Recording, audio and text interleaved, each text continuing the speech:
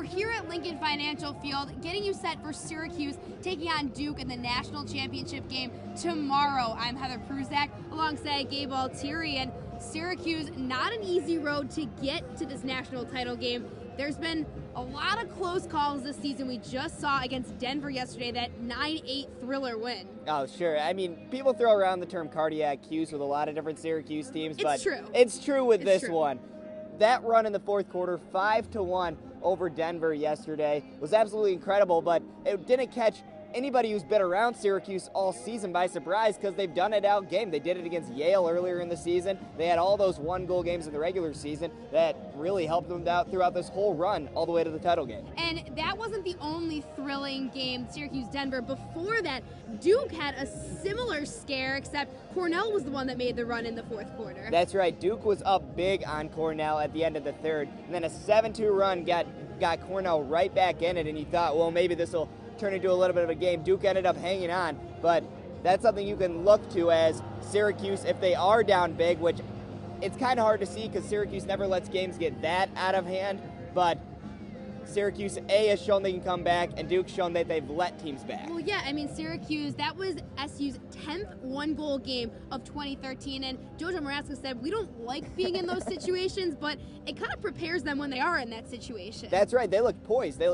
You could see Derek Maltz on the field, Luke Cometti, Scott Loy, all of those guys seemed very poised. And keeping their composure out That's there. right, and there's so many of them they can turn to, and that's why a lot of Bill Tierney from Denver pointed that out. John Danowski pointed it out this morning from Duke. It's a lot of different guys can score. It's not just that one guy you need to shut down. And, you know, we all know that Syracuse has had its face-off woes this season, but really yesterday against Denver, it was Cal Peduta coming in and really making an impact, especially on that last play to give Syracuse possession to then score the go-ahead goal. That's right. Syracuse has only won 9 face-offs, I should say, but Cal Peduta won a couple down the stretch that really allowed their offense to score those goals and get back on track. But the thing is, it almost doesn't matter at this point that the offense has struggled because we've seen it all year and they've made it this far. As long as the defense is efficient, causes turnovers, and the offense doesn't turn the ball over, and that seems simple enough, but that's been the key this year with Syracuse. And of course, all the seniors talking about Brian McGill anchoring that defense, and right now the team is just really peaking at the right moment, they all say. But